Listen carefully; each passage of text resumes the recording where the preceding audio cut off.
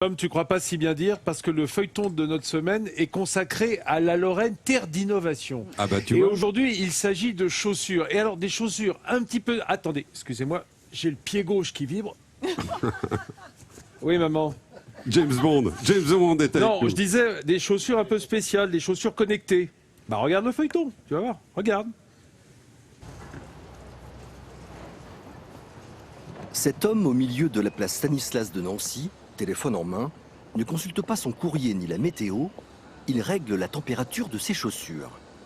D'apparence classique, elle cache une semelle intelligente, pilotable depuis son smartphone. Donc on va les mettre à 40 degrés.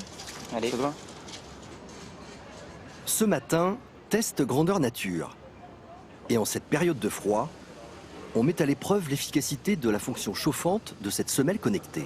Et on observe bien le 40 degrés sur la semelle avec une image thermique. Donc pas de souci, tout se passe bien. Mais en plus de chauffer vos pieds, ces semelles du futur vous indiquent précisément le nombre de pas et de calories que vous brûlez en vous déplaçant. Rien de tel pour se motiver en période de régime lorsqu'on a quelques kilos en trop. On peut avoir toutes les informations au niveau de la distance parcourue, au niveau des calories brûlées, nombre de pas effectués, etc. Et on peut conserver ainsi un historique pour savoir le nombre de pas qu'on a effectués sur la semaine, sur la journée, etc. Et cette semelle du futur n'a pas été développée aux États-Unis, dans la Silicon Valley, mais bien ici, en plein cœur de Nancy. Cofondatrice d'une entreprise à qui l'on doit déjà la chaussure de foot la plus légère du monde, Sandrine Oumnia a toujours fait de l'innovation une priorité. Et pour vous, mesdames, sachez que le confort ira bientôt de pair avec de belles chaussures. Et là, nous travaillons donc sur l'escarpin.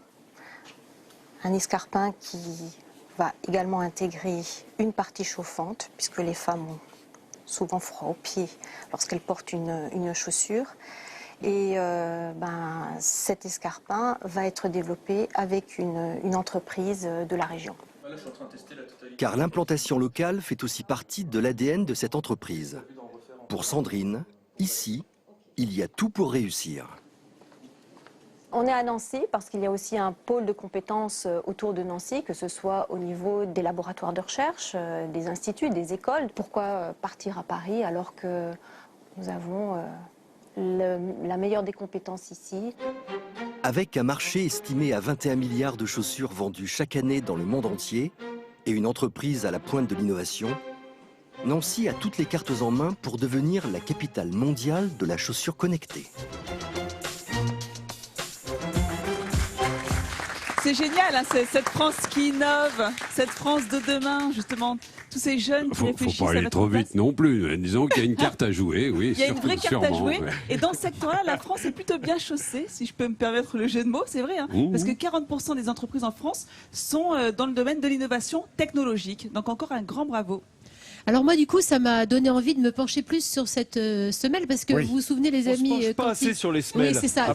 Quand il a fait très froid l'année dernière, vous m'avez vu équipée de semelles chauffantes, mais j'avais ma petite batterie que je devais accrocher. Alors, du coup, quand j'ai vu le reportage... Une batterie de 24 volts voilà, de Berlin.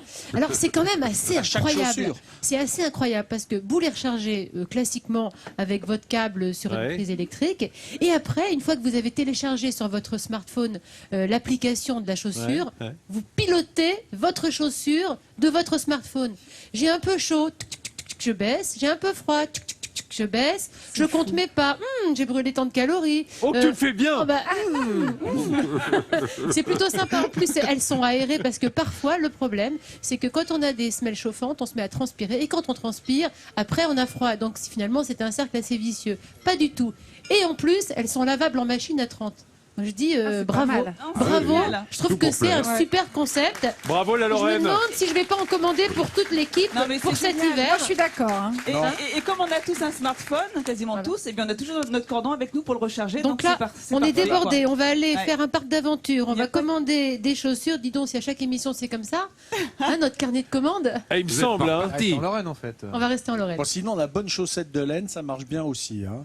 Oui, mais sauf que mais sur un plan esthétique, vas-y, l'escarpin à chaussettes de laine. Exactement, tu portes pas d'escarpin, toi.